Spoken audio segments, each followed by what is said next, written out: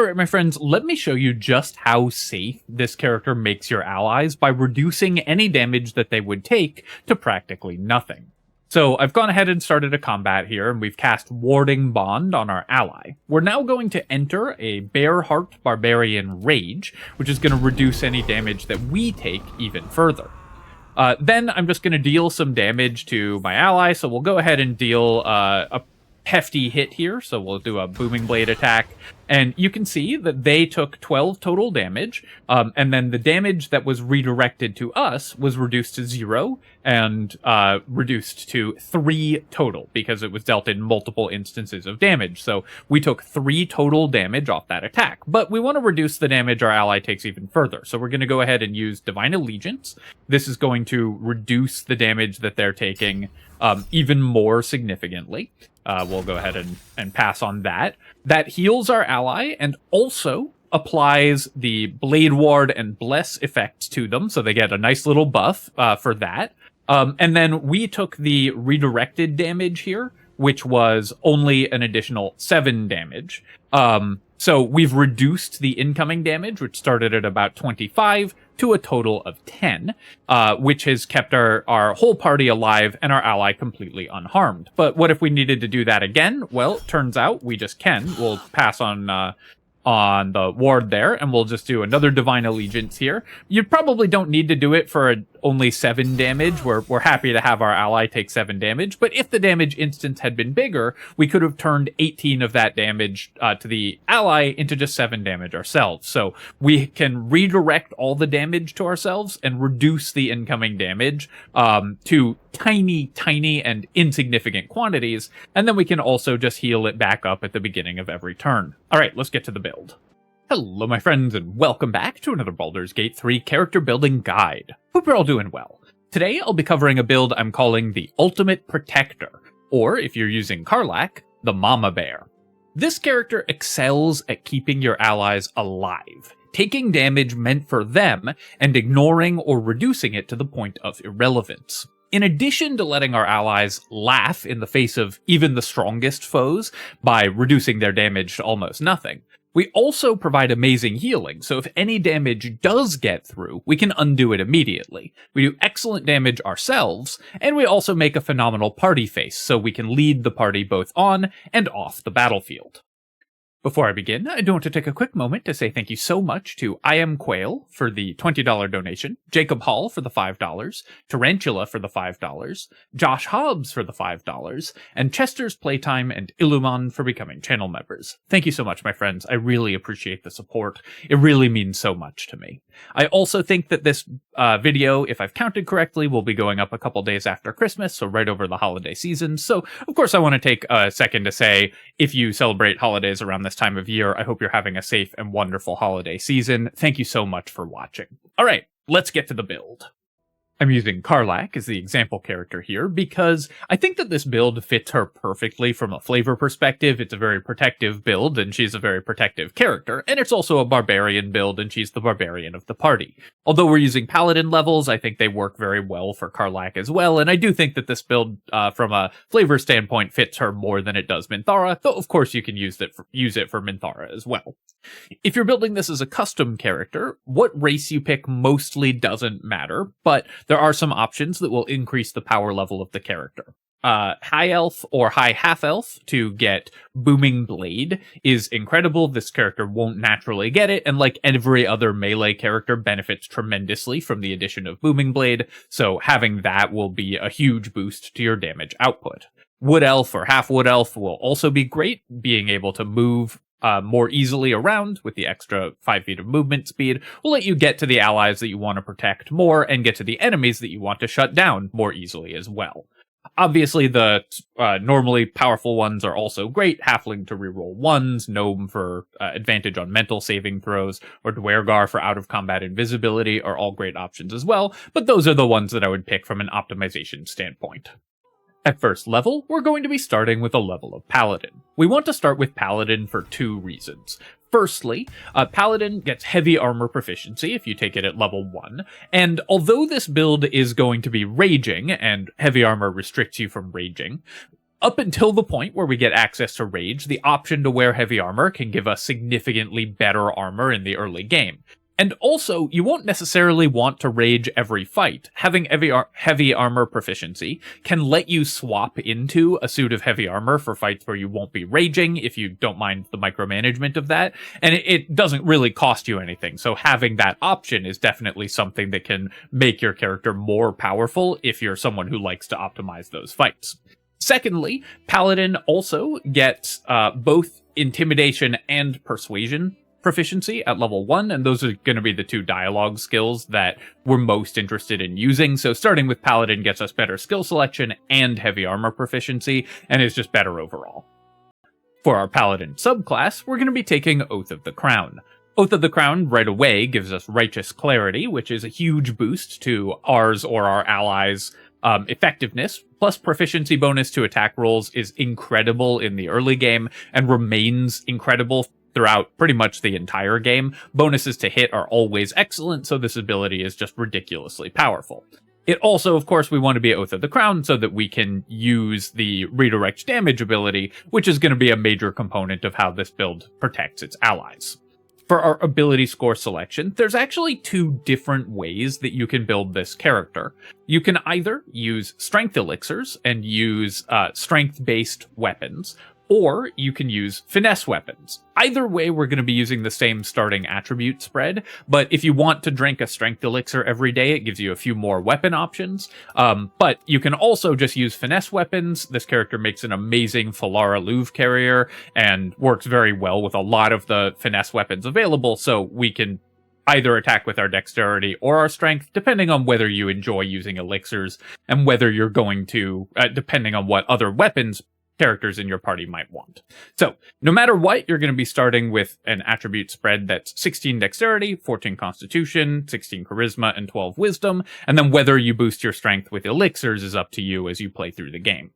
If you don't want this character to be the party face, you can also drop charisma to 14 and take 16 constitution, but as a paladin, having high charisma is good, and we want to be the party face most of the time anyways, so I prefer this attribute split.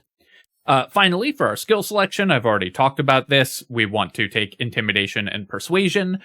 Persuasion is the most important dialogue skill, so we always want to have that. And as a Barbarian, we're going to get the unique Barbarian Intimidation dialogues, which not only are very funny, but also tend to have really low target DCs. So having access to Intimidation, Proficiency, the Barbarian unique dialogues that use Intimidation, and if you're Karlach, the Thaumaturgy cantrip, especially if you're playing as Origin Run Karlach, means that we'll be able to pass those dialogue checks every single time. So this can make us excellent at being a party face throughout the whole game.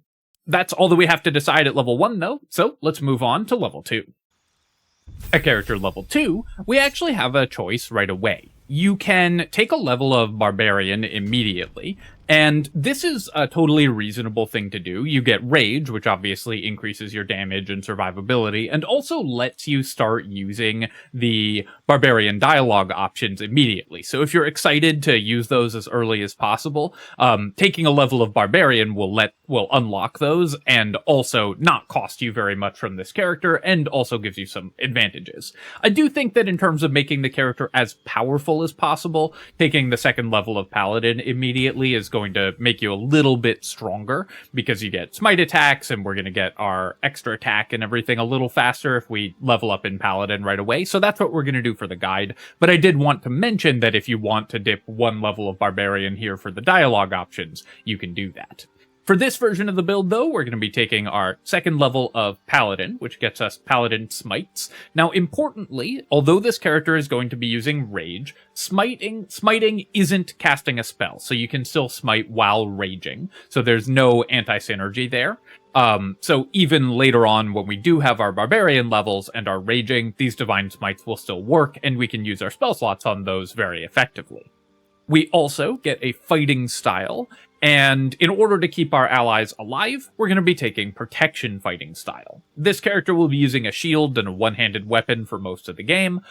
In the very end game, you might swap to the Duelist's Prerogative, in which case you would swap Protection for Dueling Fighting Style for a little bit more damage. But Protection Fighting Style lets us start keeping our allies alive right from the beginning of the game.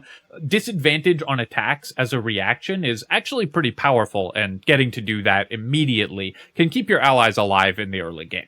For our spell preparation here, we're going to be taking Command. With 16 Charisma, we're going to land Command very reliably, so this character is actually quite good at crowd control in the early game. We'll also be taking Bless, concentrating on Bless in the early stages alongside Righteous Clarity as a Crown Paladin means that you and your allies will always be landing your attacks, which smooths out the difficult early game tremendously. Having a character with these attack bonuses just removes a lot of the randomness from an honor mode run.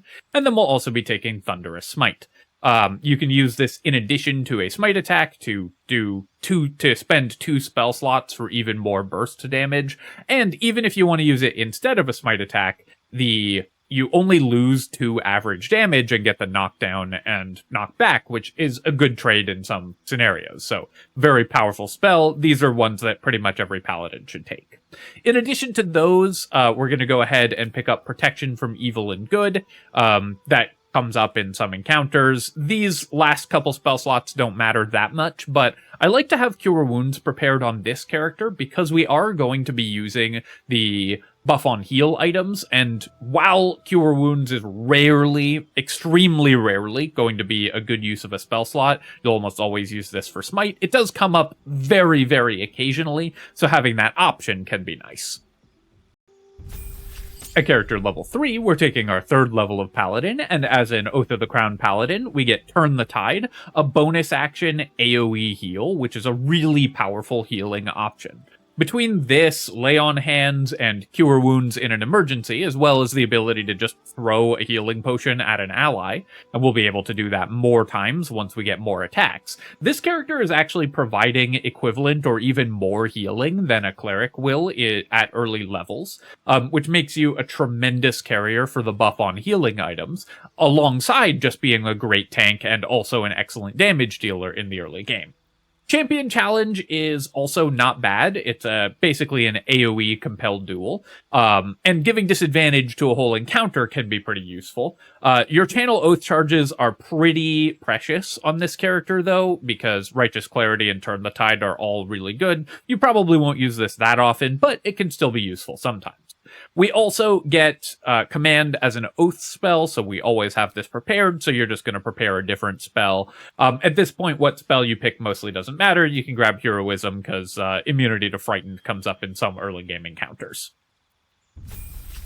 At Paladin level 4, we get a feat. And this is where it matters whether you're using strength elixirs in order to use strength-based weapons or whether you're sticking with finesse weapons like Valaraluv. I'll talk a little bit more about the weapon options in the item section, of course. But if you're going to be using strength elixirs, so drinking an elixir of Hill Giant Strength every day to set your strength to 21, then the feat that you're going to take is Alert. If you're not doing that, and I'm going to assume that you're not for the purposes of this build, but it is a very strong option, so if you are doing it, taking Alert gives you a huge amount of initiative. If you're not doing that, then we're just going to take an ability improvement and boost our dexterity. Increasing our armor class and ability to hit with our attacks and damage, as well as our initiative, is more important at this point in the game. So, boost your dexterity if you aren't using strength elixirs, take Alert if you are. At character level 5, we're taking our 5th level of Paladin, and this gets us many things. Firstly, extra attack is incredible, both to boost our offense, but also this helps protect our allies. One of the ways that we are really good at healing is by throwing potions at our allies. Having an extra attack allows us to do that multiple times in a round, so you can dish out a ton of healing just by stockpiling potions and having this character throw them. We also get level 2 spells, which gives us level 2 spell slots for Smite, so it increases our damage even further.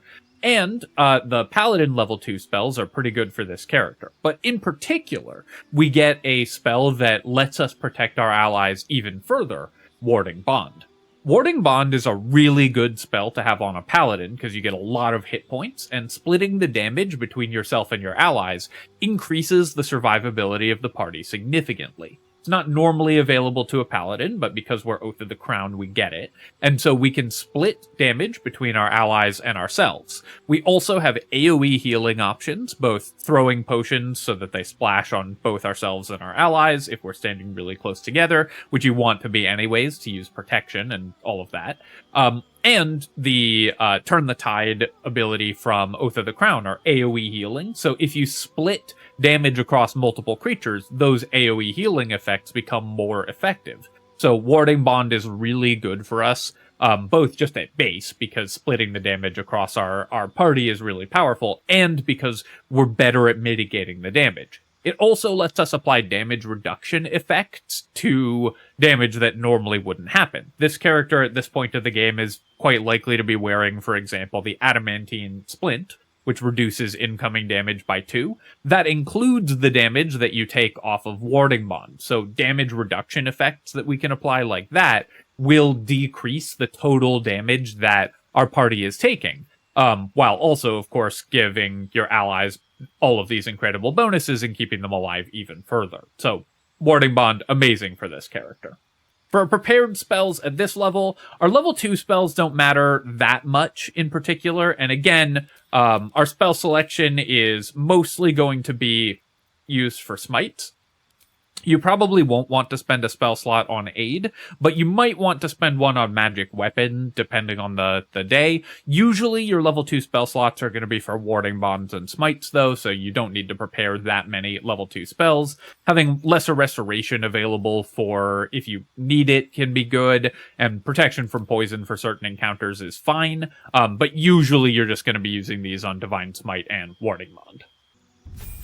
At character level 6, we've already gotten the things that we most need from Paladin. Extra attack and Warding Bond are sort of the core setup for the character. So we're going to get significantly tankier by taking our first level of Barbarian. Obviously, if you dipped Barbarian at level 2, the build will now look exactly the same because you'll take your 5th level of Paladin at this point. This gives us Rage, which not only increases our damage output while we're raging by 2, which is still a relevant bonus at this point in the game. It also gives us resistance to all physical damage. That makes us tankier when we take hits, but it's even better with Warding Bond. When you take damage, and the damage is transferred through Warding Bond, it keeps its type. So if an ally takes physical damage, the damage that gets transferred through the Warding Bond will also be physical. What that means is that our damage resistance to physical damage will then apply to it. So normally, if an ally gets hit with Warding Bond, they'd take half and then we'd take half. But if we're raging, they take half and then we take a quarter, and the last quarter of the damage just disappears. It gets even better if we have damage reduction, like from the Bone Spike Garb or the Adamantine Splint. If you are reducing the damage by 2, then a quarter of the damage disappears. We take a quarter of the damage minus 2, which is probably a very, very low number. And if the damage is dealt in multiple types and instances, our damage reduction will apply to all of those. So if an enemy is doing like 1d6 plus 1d6 fire, we get 2 damage resistance to both those types of damage. It gets even better if the ally has damage reduction themselves, so you can see how quickly this negates all of the incoming damage that enemies are doing. But of course, we're not content with just reducing physical damage, so we want to keep leveling in Barbarian so that we can reduce all incoming damage and make this character incredibly tanky. At Barbarian level 2, we don't get that much, though Reckless Attack is of course still a huge boost to our accuracy. With all of the hit bonuses that this character has, Reckless Attack will mean that you won't miss your attacks, and it lets you manipulate aggro. It's less important for this character to be attacked directly than other characters, since you are, if an ally gets attacked, you'll take some of the damage anyways, but sometimes you still want the enemy to attack you directly. Giving them advantage on that attack makes it more likely that they target you instead of your ally, so yet another way that you can protect your allies and keep them alive. The real boost, however, comes at Barbarian level 3, when we get to choose our Barbarian subclass, and of course we're going to choose Wild Heart, and we'll take Bare Heart Barbarian. Bearheart Barbarian Rage gives you damage resistance to all damage except for psychic damage, and gives us an additional way to heal. Now, this does take an action, so you're not going to use it that often, but in a pinch, this can be a reasonable healing option if you absolutely need the healing and don't have the ability to use a potion or need your bonus action for something else.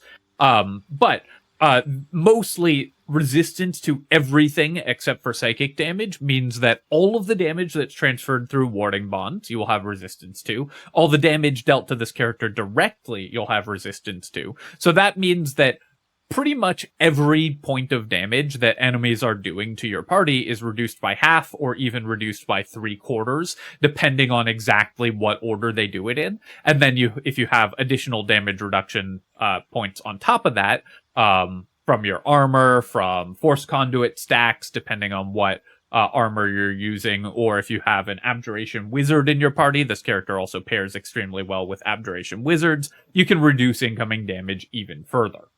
But now that we've made ourselves practically invincible, let's make it even less likely that our allies die, and we'll do that by going back into Paladin levels. At this point, at Paladin level 6, we get Aura of Protection, so our saving throws and our allies' saving throws, and remember that we want to be next to our allies anyways, so they'll almost always be within this 10-foot aura. Just get increased by our Charisma bonus. This means that even AoE spells and targeted spells are very likely to be reduced even further. Imagine that this character gets a fireball cast at it. We have really high dexterity plus the +3 bonus from Aura of Protection, so we're going to make our save against the fireball and take half damage. Our ally probably will also make their save and take half damage. Then that half damage will be halved again to 1/4 damage, which will be transferred to this character, which will be halved again because we're raging. So the damage from an AoE spell just gets completely removed when it hits a party with this character in it. And of course, you also are way better at resisting control spells, so just makes your whole party vastly safer. At character level 10, we're going to be taking our 7th level of Paladin, and we get yet another tool for keeping our allies alive. This is the Divine Allegiance ability, which is when an ally within 5 feet of you takes damage, you can use your reaction to take the damage instead. Now, in Baldur's Gate 3, the tooltip here is quite misleading. It doesn't transfer the entirety of the damage. What it does is heal that ally for double your paladin level, and then you take that much in radiant damage. This can be used while raging, so the radiant damage you will resist, because Bearheart Barbarian Rage gives you resistance to that radiant damage. So your ally will get healed for the full amount of damage that they took, and then you will only take half of that damage as retaliation damage. This also counts as healing originating from this character, so if you're using the buff on heal items, then you will apply Bless and Blade Ward and everything to them when you Divine Allegiance them.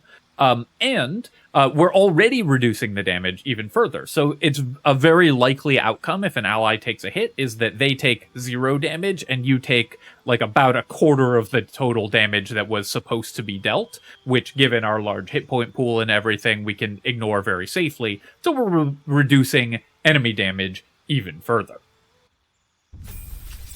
At character level 11, we're taking our 8th level of Paladin, which gets us another feat, as well as increasing our Divine Allegiance healing up to 16. So we're able to heal 16 points as a reaction, which is really nice. For our feat, we again have a choice depending on whether we're the Strength Elixir version of the build or whether we're using finesse weapons and attacking using our dexterity. If you're just using finesse weapons and not drinking strength elixirs, you're just going to take an ability score improvement and max out your dex. Going up to 20 dex, of course, gives you more armor class, more damage, and everything. So it's going to be the best option here.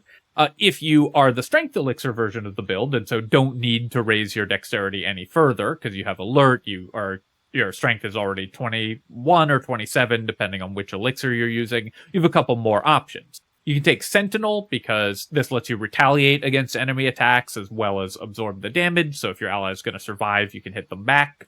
Or you can take something like Tough, just to increase your hit points even further, so that as you're absorbing damage from your allies with Warding Bond, it has less impact on your hit points. Another good option is also just boosting your charisma to give yourself and your allies a bunch more saves. So if you're using strength elixirs, you have a few options for feats. For this demonstration, and if you're using dexterity and finesse weapons, you're just going to max out your dexterity. Finally, at character level 12, we again have another choice. You can take another level of Barbarian in order to get a feat. If you're the dexterity version of the build, getting alert is always good in honor mode, so certainly doesn't hurt, and you get a few more hit points. So that's a great option as well. But I like taking the 9th level of Paladin because this gives you a lot more options for when you're not raging. The ability to cast Spirit Guardians, the access to 3rd level smites, so you increase your damage even further, and the ability to cast Warden of Vitality, since you're going to be the main healer for your party, are all really nice options for times where you're not raging. Now, obviously, you can't concentrate on Spirit Guardians while raging, you can't use the Warden of Vitality heal while raging, so these are only for fights where you're not raging, but you can use the 3rd level smites where you are raging. And this, the 9th level of Paladin just gives you a lot more longevity over the course of long adventuring days. Your rage charges can be pretty tight on this character, since we only have 3 Barbarian levels, so having great things to do when you're not raging is also really powerful. For our prepared spells at level 3, there's not really, again, the oath spells are the ones that you're most interested in, so what spells you prepare here mostly does not matter. Something like Daylight can come up in some late game encounters, so Daylight is a nice one to have. Elemental Weapon if you're concentrating on a spell, but usually you're using your level 3 spell slots for Spirit Guardians, for Warden of Vitality if you really need healing for a fight, or of course just to smite with. Alright, my friends, that is the build, but of course we can make it even stronger with items, so let's talk about those. For items for this character, we primarily want to focus on 2 things. We want to keep ourselves alive, and we want to keep our allies alive. Of course, we also want to have good offensive capability so that we can kill enemies before they have a chance to do damage, but that will come just by the nature of the items we're using and the character we're playing, so we're going to focus mostly on defensive items. Firstly, of course, we need good armor. The Adamantine Scale Mail is going to be your best bet in the early game. It gives you damage reduction, so it works well with Warding Bond. It is a great medium armor that will still allow you to rage. If you aren't raging in a given fight, or are before you have taken the Barbarian level, the Adamantine Splint Armor is also a nice upgrade on that. Having both of these so you can swap them out is also useful if you're taking encounters that you're not using rage in. In the late game also, that can be upgraded to the Armor of Persistence to reduce damage even further. While raging in an encounter, or if you just want to not worry about swapping your armors or anything, the late game armor that's really good for this character is also the Bone Spike Garb. This gives 2 damage reduction. We don't care that much about having lower armor class because we're happy if enemies attack our allies. We're also happy if they attack us, since we're resisting all incoming damage. So the Bone Spike Garb gives us 2 damage reduction and 15 temp HP whenever we rage, as well as the retaliation damage when the enemy actually does hit us. Those 15 temporary hit points are really valuable. They'll go a really long way on this character because we have so many sources of damage reduction, so this is actually going to absorb a lot more than 15 damage, and will help protect our actual hit point pool. So the Bone Spike Garb is going to be what you're going to use most of the time in the late game, unless you are swapping armors for fights where you're not raging, in which case the Armor of Persistence is pretty good.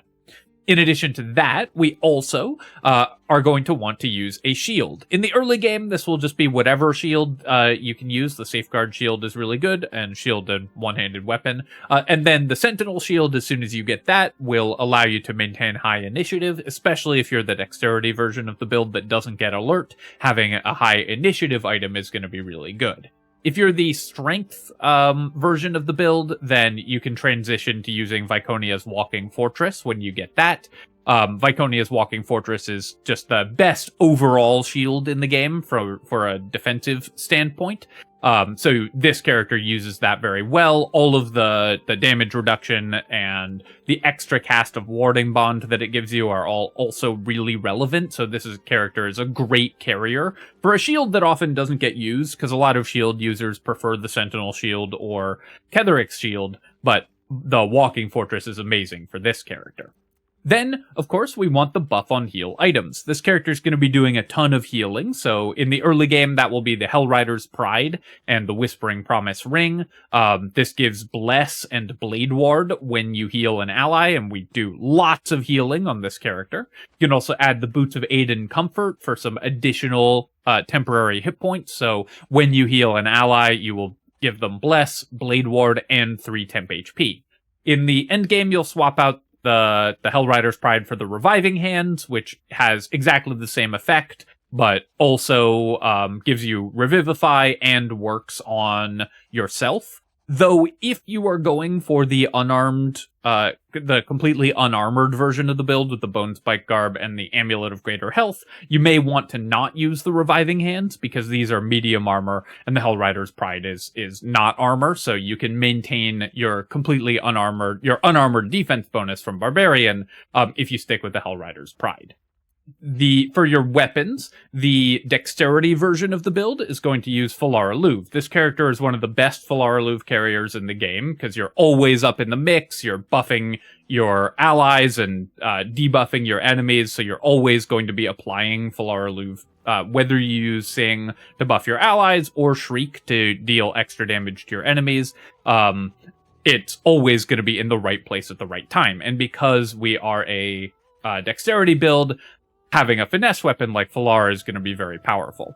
In the late game, you can also swap to the Duelist Prerogative. This character's reactions are very constrained.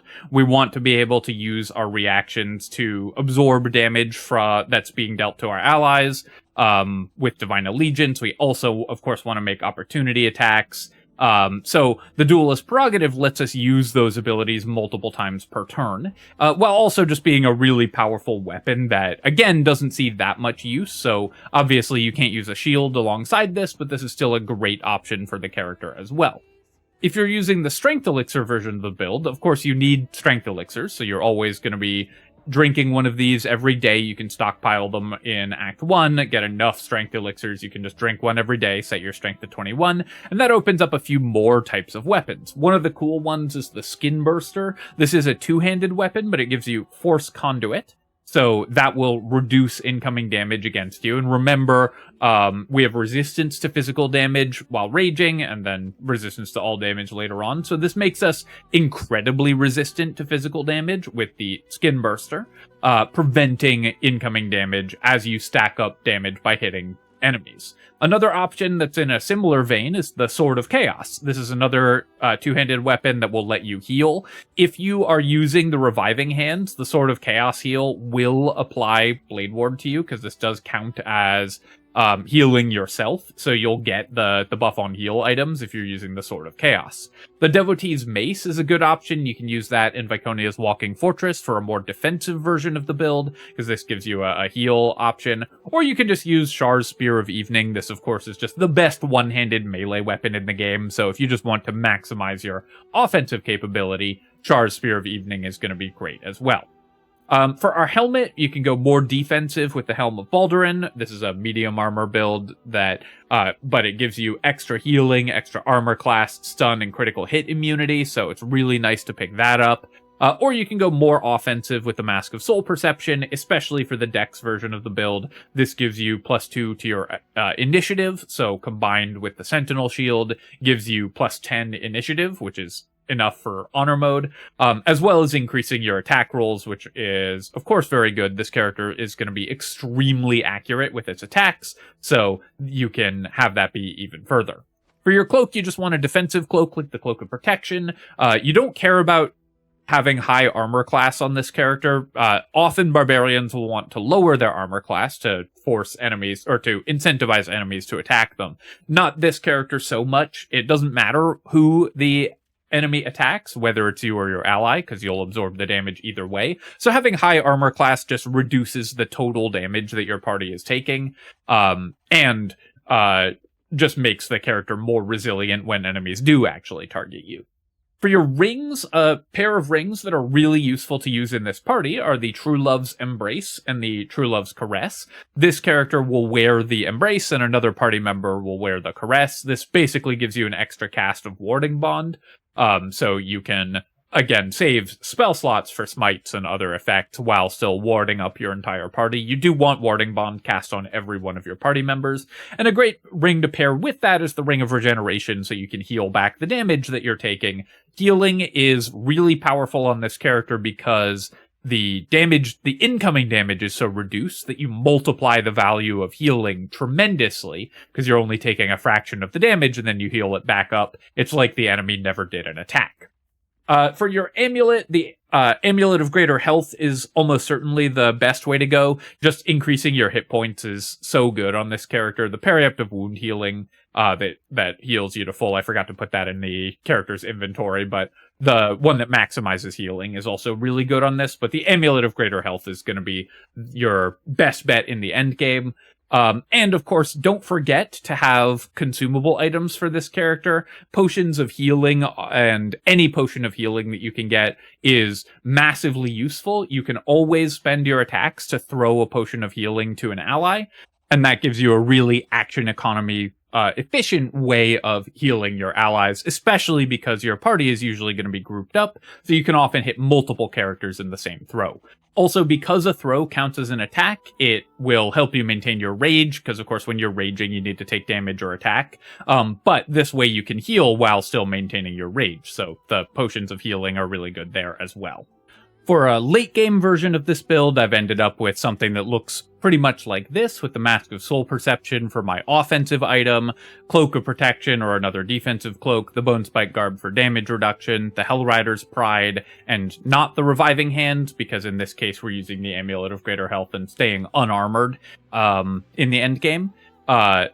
The Boots of Aid and Comfort for extra temporary hit points when healing, the Amulet of Greater Health to boost our hit points up to 150, the Whispering Promise to bless our allies when we heal, and the Ring of Regeneration to help regenerate ourselves, and then the Duelist Prerogative for an extra reaction, and the Hellrider Longbow to max out our initiative, so we have plus 11 initiative in this version of the build, or sorry, plus 10 initiative in this version of the build, so we're always going first.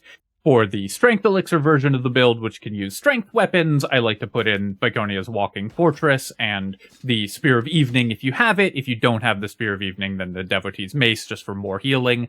This gives you quite a bit more armor class and more defensive capabilities. You lose the extra reaction that the Duelist Prerogative gives you, but at the benefit of making this character significantly tankier itself and also do more damage. So either of those versions of the build are great. It'll depend on whether you want to use strength elixirs every day. Alright, my friends, I hope that you've enjoyed this look at the Ultimate Protector, and I hope it helps you keep your team alive during your honor mode runs. It's near the end of the year, so I also want to take a moment to say thank you so much to everybody who's been watching and enjoying my videos this year. It means so much to me, the incredible support that I've received, and all of the great comments and funny jokes and everything are just amazing to see. It's such a privilege to get to do this every day, and I'm so thankful to all of you for making that possible. If you celebrate holidays around this time of year, I hope you're having a safe and wonderful holiday season. Please take the time to do something kind for somebody else in your life, and do something kind for yourself.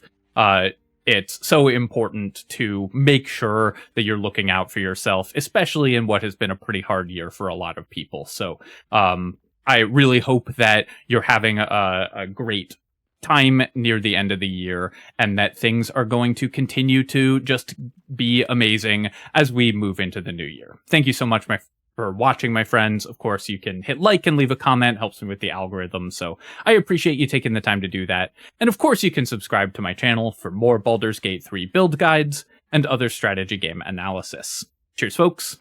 I'll catch you next time.